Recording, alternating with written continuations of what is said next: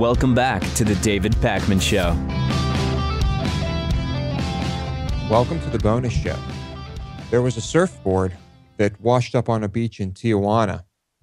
It was a motorized surfboard stuffed with about $100,000 worth of crystal meth.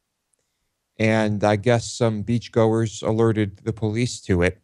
It was powered by a turbine connected to 8 batteries. And something went wrong while it was en route to presumably the United States. And some water got into the electrical compartment, and it just, maybe it died. Maybe it just went off course. I don't know. But it washed up on a beach. I wonder how many of these surfboards have actually made it to American soil full of meth. We have to assume anytime we catch someone doing something to bring drugs into the country, there have been many who have not been caught with the exact same method. Yeah, this is, this is a kind of, it's pretty smart. This is a good method, right? It's a lot less risky than, it seems like a lot can go wrong, but it seems like it's low risk. If anything, you will just lose the meth. You won't have a person who is captured who might snitch. I think there is one risk you're not thinking of though, right? Which is that there's a sting set up, which is you think it's not high risk because you just show up and collect the surfboard, but someone in the some authority has already found it and they've decided to just kind of wait around to see who shows up to pick it up. That is, yes, that could definitely happen.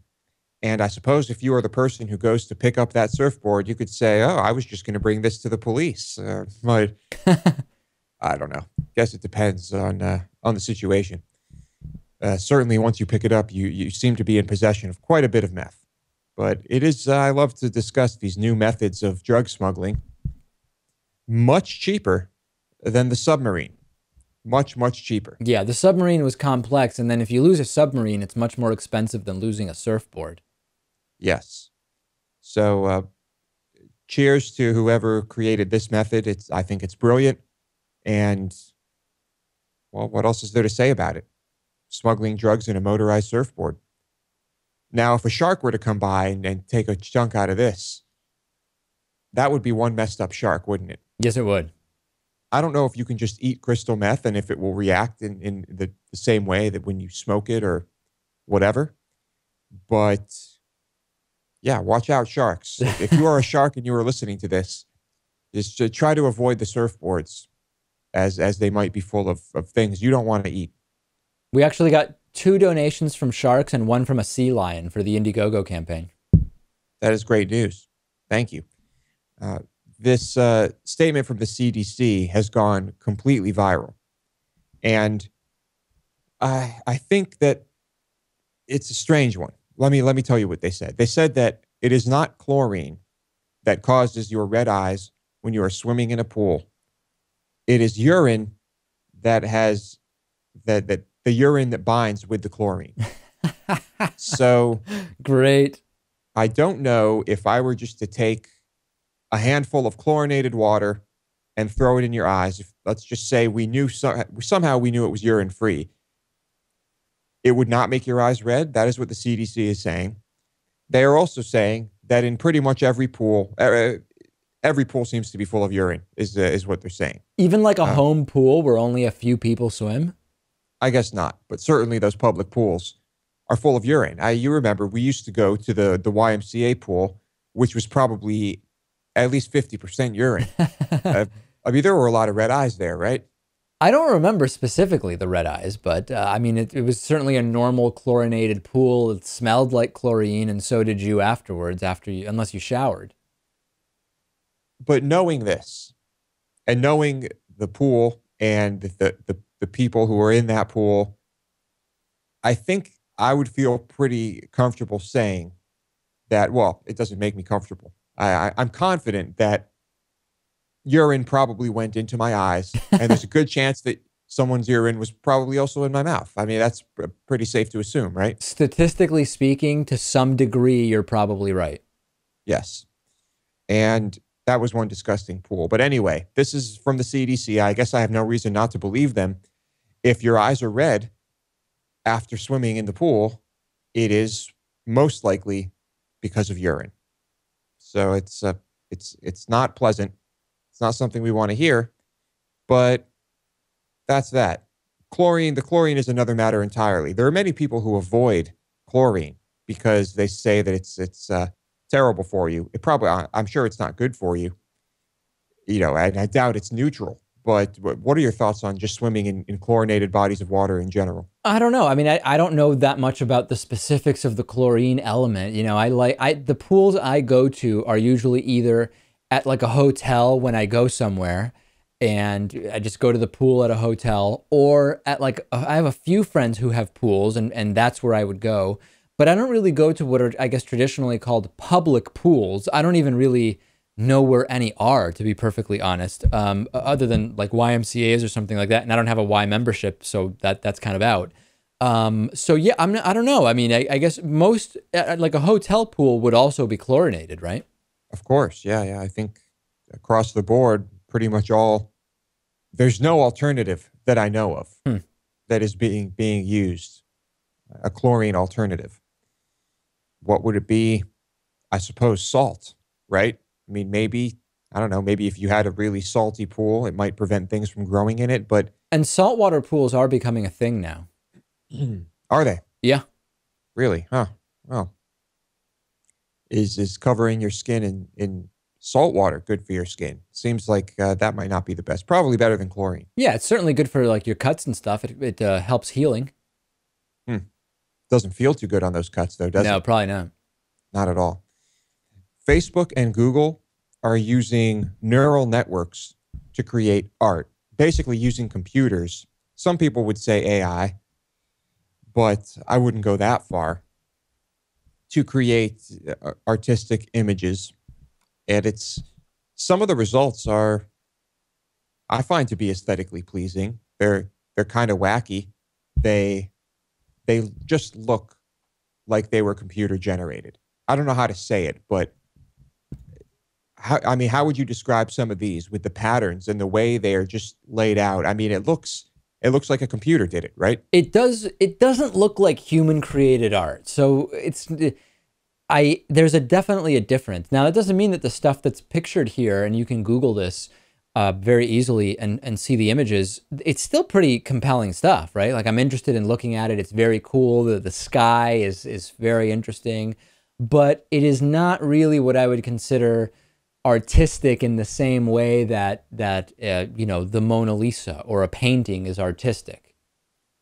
Yeah, it is different. So I guess look up the pictures first of all. It's going to be pretty easy to find. And these neural networks automatically generate pictures based on what their understanding of what objects look like. Facebook's approach, I guess, uses two of these networks to produce little thumbnail images. Google is doing something a bit different. They are producing art by letting the neural network run wild and decide on the visual elements that it wants to emphasize. And it's just some wacky stuff. It's surreal. It's, I guess you could say, not really realistic at all. It brings up the same questions, though, when we talked about when you have an algorithm that is able to write articles or a book or whatever, or music, whose intellectual right? property is it? And is there an artist here? Is the person who developed the sort of algorithm for the creation of this art, are they the artist? Right. So is the computer the artist, or is it the person or people who are responsible for the programming that allowed this to happen? I'm not sure. But some of this art, I think I wouldn't mind having on one of my walls. Some of it is pretty nice. And what more can I say? It's going to be, I think this is going to be a thing eventually. I think people are going to realize that, well, once we have the technology, once this is more mainstream, once everyone has access to software and hardware that can do this, I think people, as we know, people are lazy. People like to make money. People like to get money any way they can. Not all people, a lot of people. So will there be people just using these programs to create art and then them selling the art when you're selling something online, even when you're selling it in person, you can say, I did this, but you didn't. And it's going to be a problem. I foresee this being a problem. Do you? Yes, I do. To some extent, it will be. And I wonder what this will do to your artistic endeavors that you've now been engaged in with Lewis painting. If you could just instead program a computer to make your paintings, wow, that could upend everything. They might look good if I did that. The computer is certainly, there might be something missing, but it might look a lot more photorealistic. But I'm not going for photorealistic anyway, because I know I can't do that. So anyway, an interesting discussion, and check out the pictures. They're pretty neat. I dig it. Dave, what would you like to add? Just will mention, as I mentioned on the regular show, we are $319 away from the goal we need to be at in the fundraiser by the end of tonight. We're in that expected lull that happens in the middle.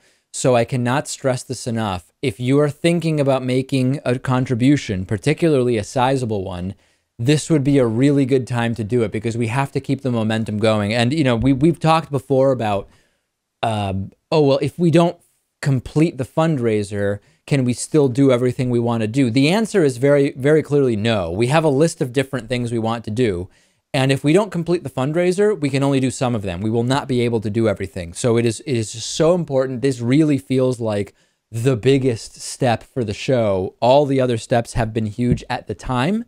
And now, based on where we are, this really has the biggest potential to drastically change and grow the show. So if this show is important, and since we're only talking to members, I know that it's at least important enough for you to pay to be a member, please consider making a contribution. And this would be, if there's a few $5,000 contributions kind of hanging around there as maybes, this would be just a fantastic key time to get those contributions in. davidpakman.com/donate. As you know, Lewis, is the place to do it.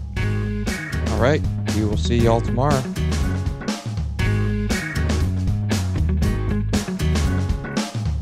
The David Pakman Show at davidpakman.com.